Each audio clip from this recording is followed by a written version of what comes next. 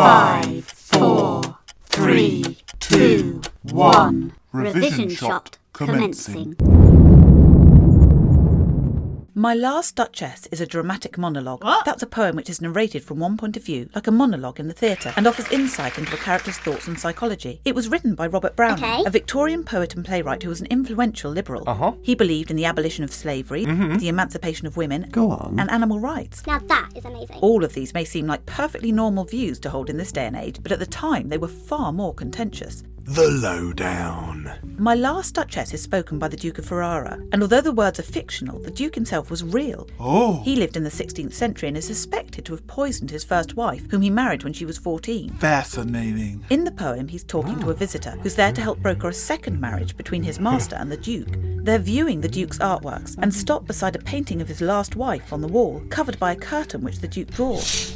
As the Duke describes her appearance in the portrait and the circumstances of its painting, we become uncomfortably aware that the Duke probably killed his wife because he thought she was too friendly with other people. No way! Once they've finished looking at the painting, they move on, with the Duke commenting on other artworks as they go. What's it all about? So, although on the surface this is just a man talking about a painting, Cool. it's the subtext of this poem which really reveals to us what's going on. Ooh, clever. Look at the first phrase. That's my last Duchess painted on the wall, looking as if she were alive. There's so much to unpick in this sentence alone. So? My last Duchess implies that the Duke views his wives as disposable.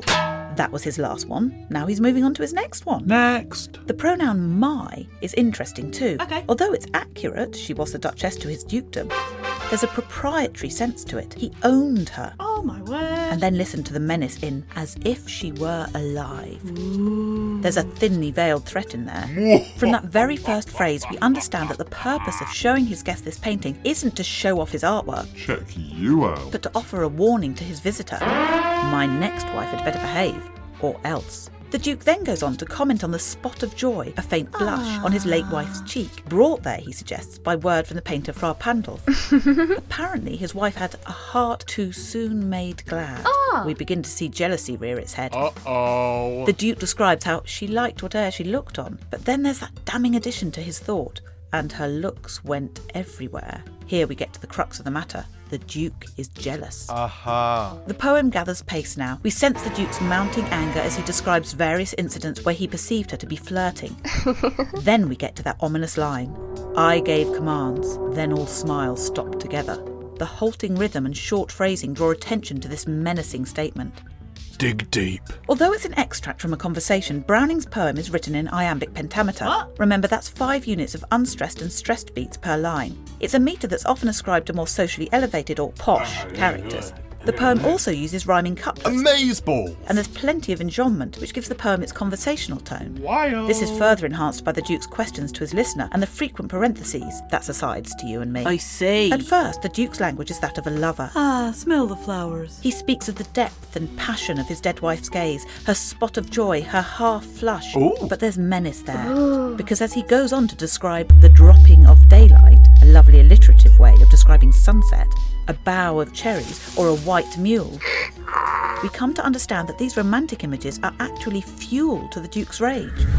So when he finally says, just this or that in you disgusts me, Ew. the disgust is shocking because it's juxtaposed with such gentle images. Ooh, clever. So, is his anger just because he thinks his wife enjoys life too much? It goes a bit deeper than that. Deep. He tells his listener that she was as pleased by trivial things as she was by my gift of a 900 years old name. She wasn't sufficiently in awe of joining his great family. What? And he's actually too arrogant to even tell her that he dislikes her behaviour. I choose never to stoop, he says. Excuse me, sir. It's also telling that the Duke ends his description of his Duchess at line 46 by saying, there she stands as if alive. It's almost a repetition of the opening lines, and Browning points up that word, alive, by using assonance with the word rise in the same line. That's amazing. Although the conversation moves on, there is no doubt that he's giving a stark warning to his guest. That's a wrap. Remember, this is just a 5-minute rundown of the poem. There's plenty more to find, but let's summarise into 5 points. 1. My Last Duchess is a dramatic monologue written in iambic pentameter and rhyming couplets, with frequent enjambment and parentheses. 2. It's written by Robert Browning, a Victorian poet who held liberal views. 3. The poem is spoken by the Duke of Ferrara, who is showing a portrait of his last Duchess to a visitor come to help arrange his next marriage. 4. Browning creates a tone of menace in the poem, as it slowly becomes apparent that the Duke has killed his former wife. 5. He juxtaposes soft, romantic language with harder words to convey the Duke's anger. Revision shot completed. You've been listening to a Beyond Revision Shot. 5 minutes of concentrated exam prep. For further exam resources and information, check out our website and our blog.